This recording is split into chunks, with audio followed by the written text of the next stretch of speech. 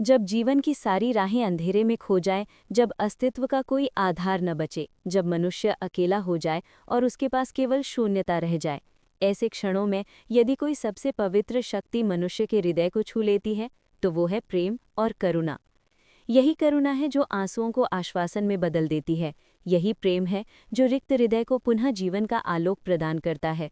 और इसी करुणा और प्रेम के स्वरूप में कामायनी के प्रथम सर्ग में श्रद्धा प्रकट होती है।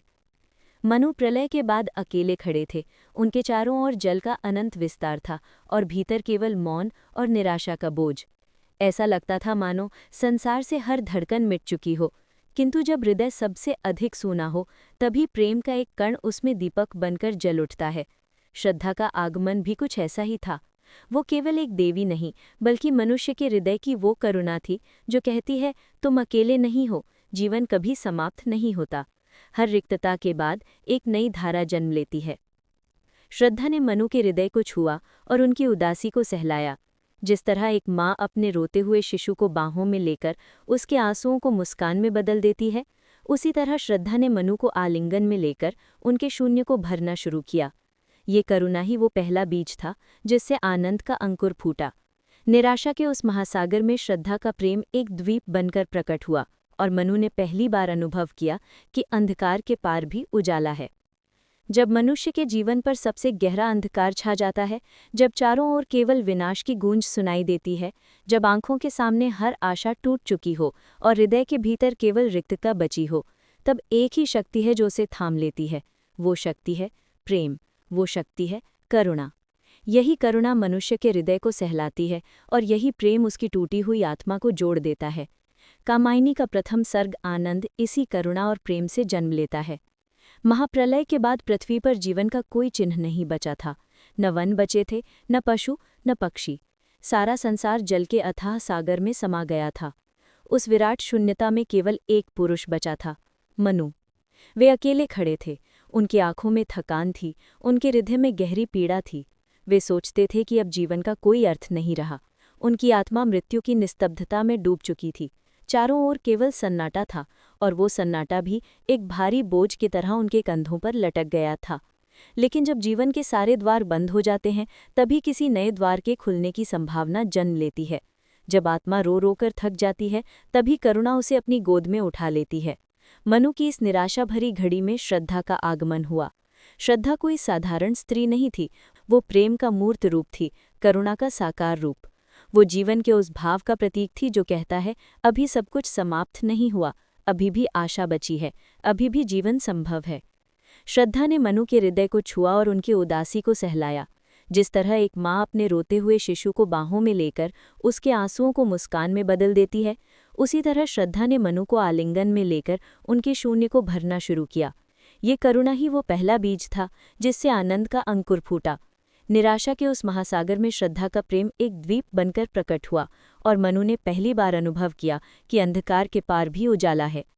जब मनुष्य के जीवन पर सबसे गहरा अंधकार छा जाता है, जब चारों ओर केवल विनाश की गूंज सुनाई देती है, जब आंखों के सामने हर आशा टूट चुकी हो और हृदय के भीतर केवल रिक्तता बची हो, तब एक ही शक्ति है जो उसे थाम लेती है।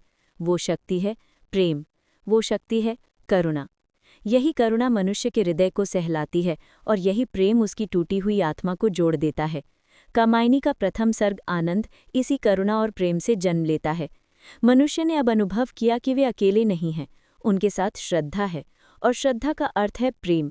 इस प्रेम ने उन्हें ये विश्वास दिलाया कि जीवन केवल दुख का नाम नहीं है, जीवन एक निरंतर यात्रा है जिसमें करुणा ही सबसे बड़ी संगिनी है।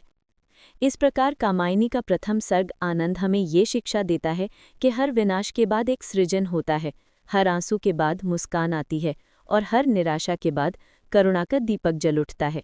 ये सर्ग मानव जीवन की उस अनंत धारा का उद्घोष है जिसमें प्रेम ही आधार है और करुणा ही सहारा। मनु और श्रद्धा की ये कथा हमें याद दिलाती है कि चाहे जीवन कितना भी कठिन क्यों न हो, यदि हृदय में करुणा बची है तो कोई भी अंधकार स्थायी नहीं रह सकता। जब मनुष्य के जीवन में प्रेम और करुणा का दीप जल उठता है, तो उसके भीतर केवल शांति ही नहीं आती, बल्कि एक नई उमंग भी जन्म लेती है। करुणा आंसुओं को सुखा देती है और प्रेम हृदय को सहला देता है। लेकिन इन दोनों के बाद जो शक्ति मनुष्य को आगे बढ़ाती है, जो उसे गतिशील बनाती है, वो है उत्साह। मनु के जीवन में यही क्षण आया। महाप्रलय के बाद वे टूट चुके थे, निराशा के सागर में डूबे हुए थे, लेकिन श्रद्धा के आगमन ने उन्हें संभाला, उन्हें ये विश्वास दिलाया कि वे अकेले नहीं हैं। श्रद्धा ने उनके हृदय को करुणा से भरा और उस करुणा ने उनके भीतर आनंद की ज्योति जलाई। अब उसी आनंद से उत्साह का जन्म हुआ।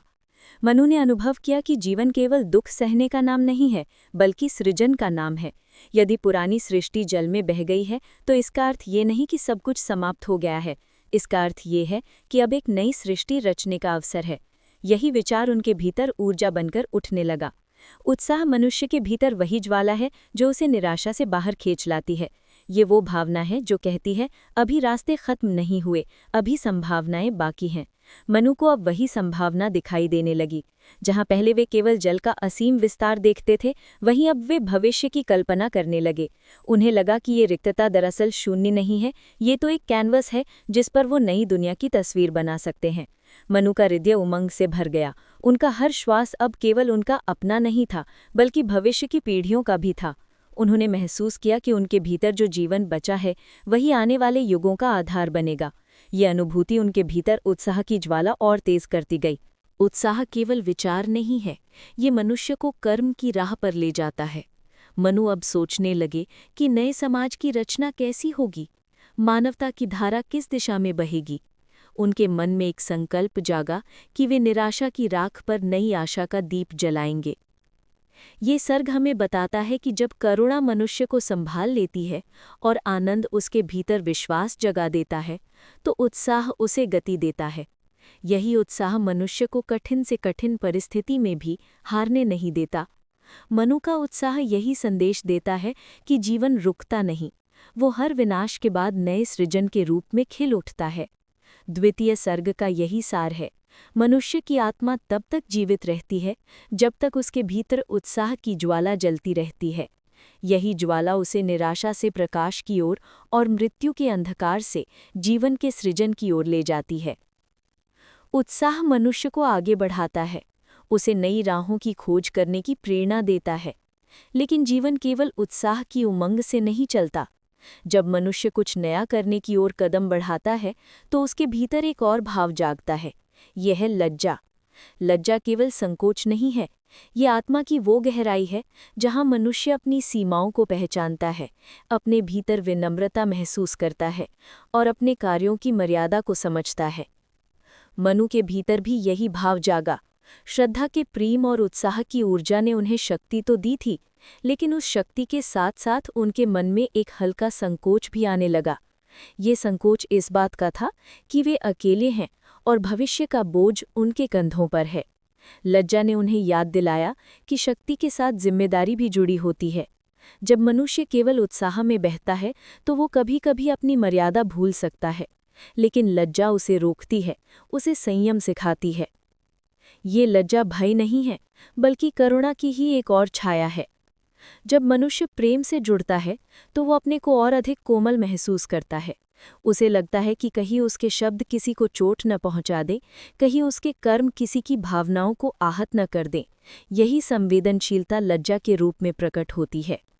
मनु ने अनुभव किया कि उत्साह की उमंग उन्हें आगे बढ़ा रही है, लेकिन इस उमंग को संतुलन की आवश्यकता है। यदि वे केवल उत्साह में बह जाएं तो वे अधीर हो सकते हैं।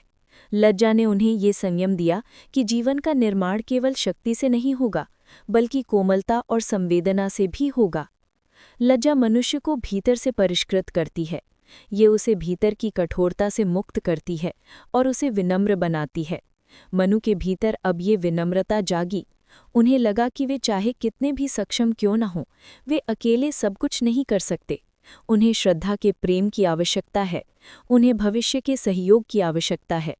यही अनुभव ही लज्जा का सार है। कामायनी का ये सर्ग हमें बताता है कि जीवन केवल उमंग और उत्साह से नहीं, बल्कि मर्यादा और विनम्रता से भी पूर्ण होता है। जब मनुष्य लज्जा का अनुभव करता है तो वो अपने को और अधिक मानवीय बनाता है। यही भाव उसे अहंकार से बचाता है और यही भाव उसके उत्साह को पवित्र दिशा देता है। मनु ने लज्जा के माध्यम से सीखा कि जीवन का वास्तविक सौंदर्य संतुलन में है। करुणा से जन्मा आनंद, आनंद से उपजा उत्साह और अब उत्साह से जुड़ी लज्जा, इन तीनों ने मिलकर उनके भीतर एक गहरी मानवीयता का संचार किया। मनुष्य के जीवन में यदि कोई सबसे बड़ा आधार है तो वो श्रद्धा है। श्रद्धा केवल विश्वास नहीं है, यह आत्मा की गहराई से उपजा हुआ वो भाव है जो हमें जीवन के सबसे अंधकारमय क्षणों में भी संभाल लेता है। जब सब ओर निराशा हो, जब मनुष्य को अपनी राह दिखाई न दे, तब श्रद्धा ही वो अदृश्य हाथ है जो उसे थाम लेती है और कहती है, डरो मत, आगे बढ़ो, मैं तुम्हारे साथ हूँ। मनु के जीवन में भी यही क्षण आया। प्रलय के बाद की वीरान धरती पर वे अकेले थे। उनके भीतर उत्साह था, लज्जा थी, करुणा थी, परंतु फिर भी कोई गहरी कमी थी। वो कमी थी एक ऐसे भाव की जो उनके अस्तित्व को दिशा दे सके, जो उनके भीतर उमड़ते विचारों को स्थिर कर सके। यही कमी श्रद्धा ने पूरी की। श्रद्धा का अर्थ केवल ईश्वर में विश्वास नहीं है, बल्कि अपने भीतर की उस दिव्यता को पहचानना है जो हर परिस्थिति में हमें मार्ग दिखाती है। मनु ने जब श्रद्धा को पाया तो उन्हें लगा जैसे उनके जीवन में कोई मधुर संगीत भर गया हो। वो संगीत प्रेम का था, समर्पण का था, विश्वास का था। श्रद्धा ने उनके हृदय को आश्वस्त किया कि ये धरती फिर से जीवन से भर सकती है, ये संसार फिर से खिल सकता है। श्रद्धा ने मनु को ये सिखाया कि जीवन केवल तर्क और विचार से नहीं चलता। विचार हमें दिशा दिखाते हैं, परंतु विश्वास ही हमें उस दिशा में आगे बढ़ने की शक्ति देता है। श्रद्धा वो प्रकाश है जो अंधकार में भी राह दिखाती है। ये वो करुणा है जो मनुष्य को अहंकार से बचाती है और उसे अपने से बड़े सत्य की ओर झुकना सिखाती है। मनु ने अनुभव किया कि श्रद्धा के बिना जीवन अधूरा है। केवल उत्साह उन्हें अस्थिर कर देता, केवल लज्जा उन्हें रुकने पर मजबूर कर देती। पर जब इन सब के बीच श्रद्धा का भाव आया, तब सब कुछ संतुलित हो गया। श्रद्धा ने उन्हें विश्वास दिलाया कि उनकी हर कोशिश का अर्थ है, उनका हर कदम किसी महान लक्ष्य की ओर है। ये सर्ग हमें यह शिक्षा देता है कि मनुष्य जितना भी सक्षम क्यों ना हो, उसके जीवन में श्रद्धा का होना अनिवार्य है। श्रद्धा ही वो पुल है जो मनुष्य को भौतिकता से आध्यात्मिकता की ओर ले जाता है। ये वो प्रेम है जो हमें अपने से परे जाकर पूरे जगत से जोड़ता है। मनु अब अकेले नहीं थे, क्योंकि श्रद्धा उनके साथ थी। उन्होंने महसूस किया कि जब तक मनुष्य के हृदय में श्रद्धा जीवित है, तब तक कोई प्रलय उसे तोड़ नहीं सकती, कोई कठिनाई उसे हरा नहीं सकती। श्रद्धा ने उन्हें जीवन की सबसे गहरी शक्ति प्रदान की, आशा। जीवन का सबसे मधुर और सबसे गहन भाव है आशा। ये वो दीपक है जो अंधेरी रात में भी टिमटिमाता रहता है और मनुष्य को ये विश्वास दिलाता है कि सुबह जरूर आएगी। जब सब कुछ खो गया हो, जब धरती पर वीरानी छा गई हो, जब मनुष्य का हृदय निराशा से भर जाए, तब आशा ही वो अदृश्य शक्ति है जो कहती है, रुको नहीं, आगे बढ़ो, कल और सुंदर होगा। मनु ने प्रलय के बाद उस नीरव धरती पर अकेलेपन का बोझ सहा। श्रद्धा ने उन्हें विश्वास दिलाया कि जीवन संभव है, लेकिन अब उस विश्वास को ठोस आकार देने के लिए उन्हें आशा की आवश्यकता थी। आशा ने उनके भीतर एक नई ऊर्जा जगाई। उन्होंने अनुभव किया कि ये वीरान धरती भी एक दिन हरियाली से भर जाएगी, ये नीरव आकाश भी एक दिन बच्चों की किलकारियों से गूंज उठेगा। आशा केवल भविष्य की कल्पना नहीं है, ये वर्तमान को सहने की शक्ति है। ये मनुष्य को यह सिखाती है कि चाहे परिस्थिति कितनी भी कठोर क्यों ना हो, वो स्थायी नहीं है। हर दुख का एक अंत होता है और हर अंधकार के बाद प्रकाश आता है। आशा मनुष्य को थकान से उठाती है और कहती है, तुम्हारी राह अभी खत्म नहीं हुई है। मनु ने देखा कि आशा उनके भीतर केवल सुखद भविष्य का सपना नहीं भर रही, बल्कि उन्हें कर्म की ओर भी प्रेरित कर रही है। आशा ने कहा कि केवल कल्पना करना ही पर्याप्त नहीं है, तुम्हें उस भविष्य के लिए कार्य करना होगा। तुम्हें धरती पर जीवन का बीज बोना होगा। तुम्हें अपने उत्साह और श्रद्धा को कर्म में बदलना होगा। यही आशा का वास्तविक रूप है। ये केवल सपना नहीं है, बल्कि क्रियाशीलता की जड़ है। मनु ने यह एहसास किया कि निराशा मनुष्य को निष्क्रिय बना देती है, लेकिन आशा उसे सक्रिय करती है। यही कारण है कि जब कोई थका हुआ यात्री अपनी मंजिल की ओर बढ़ते बढ़ते चूर हो जाता है, तो एक छोटी सी आशा उसे फिर से खड़ा कर देती है। ये आशा ही है जो आंसुओं को मुस्कान में बदल देती है, जो टूटे हुए दिल को फिर से जीने की प्रेरणा देती है। मनु के हृदय में अब ये दृढ़ संकल्प जाग उठा कि वे हार नहीं मानेंगे। उन्होंने अनुभव किया कि उनकी हर सांस अब केवल उनके लिए नहीं, बल्कि आने वाले जीवन के लिए है। यह आशा ही थी जिसने उनके एकाकीपन को शक्ति में बदल दिया और उनकी थकान को कर्म में ढाल दिया। ये सर्ग हमें ये शिक्षा देता है कि जीवन का वास्तविक आधार केवल अतीत की स्मृति या वर्तमान की कठिनाई नहीं, बल्कि भविष्य की आशा है। जो मनुष्य आशा से भरा है वो कभी पराजित नहीं होता। आशा ही मनुष्य को अमर बना देती है, क्योंकि ये मृत्यु के अंधकार में भी जीवन का प्रकाश खोज लेती है। मनु अब आगे बढ़ने के लिए तैयार थे। श्रद्धा उनके साथ थी, उत्साह उन्हें ऊर्जा दे रहा था, लज्जा उन्हें मर्यादा का बोध करा रही थी और आशा उन्हें भविष्य का सपना दिखा रही थी। इन सब के संगम से अब उनके जीवन की यात्रा और गहरी और अर्थपूर्ण बन गई। जीवन की गहराइयों को समझने के लिए केवल भविष्य की आशा ही नहीं, बल्कि अतीत की स्मृतियां भी उतनी ही आवश्यक होती हैं। स्मृति मनुष्य के हृदय में वो आईना है जिसमें वो अपने बीते हुए पलों को देखता है। ये स्मृतियां कभी मधुर होती हैं, कभी कटु, लेकिन दोनों ही जीवन को अर्थ देती हैं। स्मृति के बिना मनुष्य अधूरा है, क्योंकि वर्तमान और भविष्य का निर्माण अतीत की स्मृतियों से ही होता है। मनु के जीवन में जब आशा ने उन्हें भविष्य की ओर देखने का साहस दिया, तब स्मृति ने उन्हें अतीत का बोध कराया।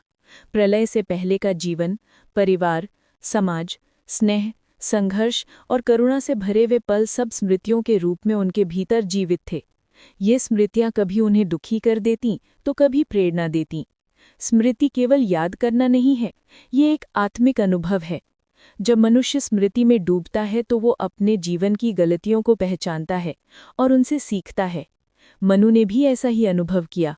उन्हें याद आया कि प्रलय क्यों आया था, मानव जाति की कौन से भूलों ने इस विनाश को जन्म दिया था। स्मृति ने उन्हें चेतावनी दी कि यदि वही गलतियां दोहराई गईं तो फिर वही परिणाम सामने आएगा।